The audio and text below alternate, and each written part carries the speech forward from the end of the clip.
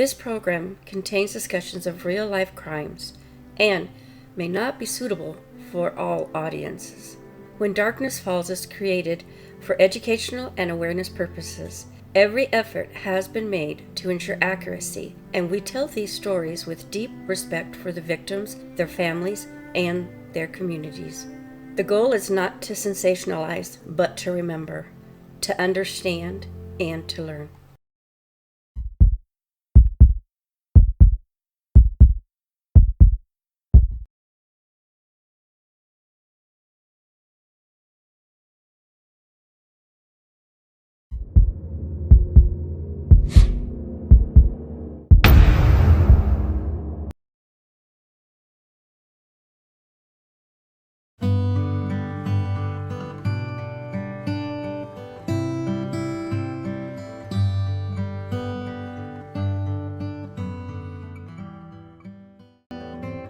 Christmas in Tyler, Texas was meant to bring warmth. Church bells, families gather on the tree. But this year, the holiday sunrise revealed a silence no rhyme could ever soften. 2 parents were gone, and the truth about what happened inside their home would shake the town to its core. Tyler, Texas is a rose city. Each December, its streets glow with garland and strings of gold and light. Families fill church pews. The air smells like pecan pie and cedar. It's the kind of place where people still wave at strangers, believe the holidays can soften every edge. Inside this house lived Stephen and Carla Barron. Married since 1980, they both grew up in Tyler. He worked construction, steady, soft-spoken, the type to fix a neighbor's gate without even being asked. Carla was warm, sharp-humored, known for baking cookies for the whole block. In 1998, that stability started to crack. Carla had surgery. Doctors found a brain tumor. They did remove it, but it did leave her with some challenges. A stroke-like symptoms, weakened, and long recovery that tested the whole family. Neighbors said they were good church-going people, kind of quiet, dependable, but at 4:20 in the morning on Christmas morning, the peace was shattered. Their only child, 17-year-old Stephanie, she was an honor roll student, bright, headstrong, with plans for college, and a boyfriend named Dinero Jones. Her parents didn't approve of him at all. From the outside, they were ordinary, a family caught in the rituals of the season. Beneath the quiet rhythm of the house, something fragile was cracking. In weeks before Christmas, neighbors noticed less laughter.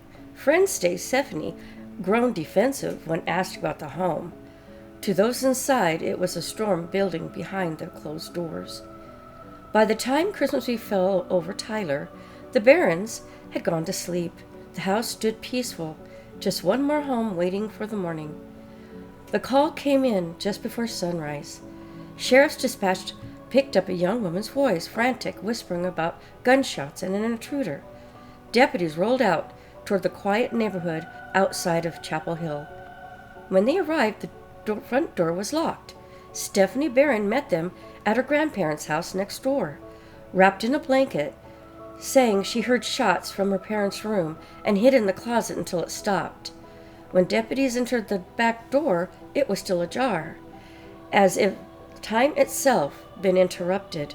No sign of struggle, no broken furniture, just silence and the faint smell of gunpowder. Inside Barron home, officers found Stephen and Carla shot as they slept. 2 small dogs barked frantically, unwilling to leave their owner's side. A handgun rested near the bed. No forced entry, no stolen items, just stillness of the crime that didn't just fit the setting. Carla had been shot beneath her left eye, still wrapped in her blanket. Stephen lay nearby, his arms reaching toward the bed, toward the gun that never left its case in time. Carla was still beneath her blanket, and her Scottish Terrier tucked beneath her arm. A tiny Chihuahua perched on the back of the pillow above her head, trembling but refusing to move. Officers had seen tragedy before, suicide, domestic calls, holiday grief, but this this was different. Two devoted parents murdered in cold blood on Christmas morning. The kind of scene that even seasoned deputies will never forget. There were stray bullets in the wall, one through the headboard and one through the window. So whoever fired that night didn't have steady aim. Under the bed, deputies found a lockbox. Inside, a .25 caliber pistol, a 9mm Beretta, and a pouch of ammunition. Stephen had been reaching for protection. He never got a chance to use it. In his truck outside, another gun, loaded, legal, and ready. But the fight never reached the driveway. Whoever came for the Barrons knew exactly when to strike and who to silence first. There was no forced entry, no ransacked of drawers, no TV, computer, or valuables taken or touched. Whoever came didn't want possessions. They wanted blood.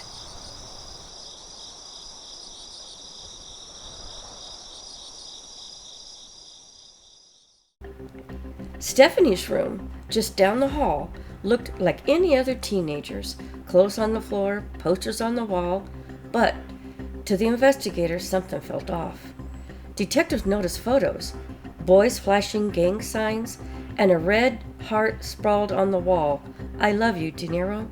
It was a name that would soon define this case. Stephanie had told police she hid in her closet when the shots were fired, but the door was off the tracks. It couldn't even close. At first, neighbors clung to her story, could imagine anything else. She was smart, kind, quiet, but in the hours that followed, details started to unravel. The timeline, the tone, and the evidence. What the police did find would shift the case entirely and turned a holiday morning into a Tyler's darkest stories. Stephen had been shot in the back of the head, his arms outstretched toward the bed. For a moment, detectives thought it might have been murder-suicide, but the angle and the wound and the shattered window told a different story. In a laundry hamper, inside a sweatshirt pocket, they found something cold and heavy, a .38 caliber revolver, 4 rounds missing, 1 left in the chamber. The weapon smelled of fresh gunpowder. On the sweatshirt, a torn piece of latex glove, streaked what looked like blood. That single discovery shifted the focus away from the imaginary intruder and toward only one person who was supposed to be safe. All pointed to one place, the girl who said she hidden in fear. They found a t-shirt splattered with red blood, a laser sight attachment, and behind the closet wall, a perfect squared-out cut just big enough to hide a weapon. And with the discovery, detectives realized this wasn't a break-in at all. It was something much darker, something born inside the home. By sunset, the investigators had its suspect, a teen who had once stood as an honor roll stage, now sits in handcuffs. The fluorescent light. The city that called itself Rose Capital of America was suddenly a place of mourning. On the outside, holiday kept glowing. Inside the station, one family's story had been cut apart, and for investigators, this was all only the beginning. As investigators shifted through the Barrons' home, each piece of evidence told a quieter, colder story: a bloody t-shirt, a handgun, wrapped in a hidden inside Stephanie's closet. No open windows, no damaged locks. To detective, it wasn't rage, it was calculation. She had been grounded. She told a boy her parents feared would drag her down. And in the teenage pressure point of pride and punishment, she made a decision that would fracture her whole world forever. Stephanie's inconsistent stories, reenactment, and her odd behavior at the station, the bathroom scene, first interrogation, and unraveling all her lies. At first, Stephanie held to her story that the intruder had slipped inside and shot her parents as they slept. But the details didn't fit. Her timeline shifted. Her statements contradicted the physical evidence at the scene. Investigators said the more they listened, the more her words felt practiced. And by the time they searched her room, the truth had already been hiding in plain sight. The investigators looked deeper. They uncovered a connection that stretched way beyond Barron's home. The gun used that morning had a history, and a name attached to it, Dinero Jones, Stephanie's boyfriend. Jones had stolen a handgun from another Smith County home before Christmas, and the weapon investigators had later learned tied to another crime. Jones used the same stolen gun in the fire that claimed a life of a woman and her 3-year-old daughter. That single discovery connected 2 nightmares and gave investigators at least one answer to the web of questions. It didn't undo what happened to the Barron home, but it showed how far one choice can reach. Smith County Sheriff J.B. Smith would later say he worked over 170 murder cases, but this one stayed with him. He described it as planned and methodical, the kind of decision that doesn't come from panic but from intent. It's fascinating, he said, how these criminals think, or don't. Psychopaths make excuses for what they want. In her case, it was the money and the boyfriend. Her parents were in the way. But small details didn't line up. The closet she claimed to hide in couldn't close. The phone she said was dead wasn't. And the path she took to escape made no sense.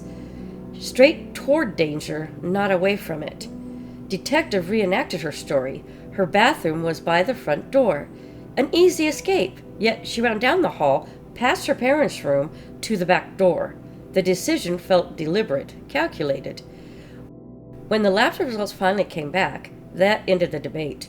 The gun found in Stephanie's closet was the same weapon stolen from the arson months before. Same barrel, same bullets. Then came the letter she never mailed. She hid it in her bra when the guards burst into to do a cell check. Inside were details no one else would know. The shots, the laser, even the moment her father fell. When the investigators stacked all the letters in hand, her attorney advised a plea. No jury, no appeal to sympathy, just bare truth of what she had done. In 2002, Stephanie Barron pleaded guilty to the murders of her parents, avoiding a trial that would have forced her and her family to go through the entire detail again. And for the first time since that Christmas morning, Stephanie Barron finally cried, not for her parents, but for herself. She was sentenced to 75 years in prison, a term that will keep her behind bars until 2070s. In 2019, Stephanie filed for habeas corpus, Latin for "you have the body." It's the least thread of appeal for those who believe something went wrong, request for the system to look at it again. Her petition was denied. Years later, so was her federal appeal.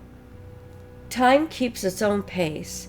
For the Barrons, it stopped that Christmas morning. And for the rest of Tyler, it became a reminder how fragile peace can be, even on the holiest day ever. When Christmas returned to Tyler the following year, it felt different. The lights still glowed, but the music carried its quieter tone, as if the city itself remembered. In small town, memory travels fast, and forgiveness travels slow. People who'd known the Barrons struggled to understand how a home so full of warmth could end in so much cold. Stephen had been known for his humor. Carla had her gentle patience. At Chapel Hill High, teachers still kept a photo of Stephanie smiling, unaware of her name would become and what it would mean. Sheriff J.B. Smith, who carried the case from its first 911 call, later had said that it changed the way he saw a teenage crime. He wrote that behind every headline, there's always a threat of human neglect, a point where someone stopped paying attention just long enough for darkness to slip in. Smith began speaking at parent meetings, repeating one message again and again. Know who your kids are talking to. Know who they trust. And if they shut you out, don't stop knocking. A vigil at the following December, families brought candles and carnations. Some knew the Barrons, others felt the weight of what happened. One attendee said quietly, "We light these so the darkness doesn't get the last word." That's a strange alchemy of grief. It reshapes itself into warning and into prayer and into promise. Tyler learned to carry both light and shadow in the same breath. Each December, when the first light blinks along the Broadway, people even remember. Not in fear, but in reflection. They teach their kids to talk, to ask for help, to come home. And somewhere in that glow, beneath the garland, beneath the snowfall, and beneath the silence, the Barrons are still part of the season. Because the truest kind of Christmas light isn't the one that shines the brightest, it's the one that keeps burning after the world goes dark. In the years since, Tyler has grown. New families, new lights, new seasons of hope. But for those who remember that morning, the quiet still returns every December 25th.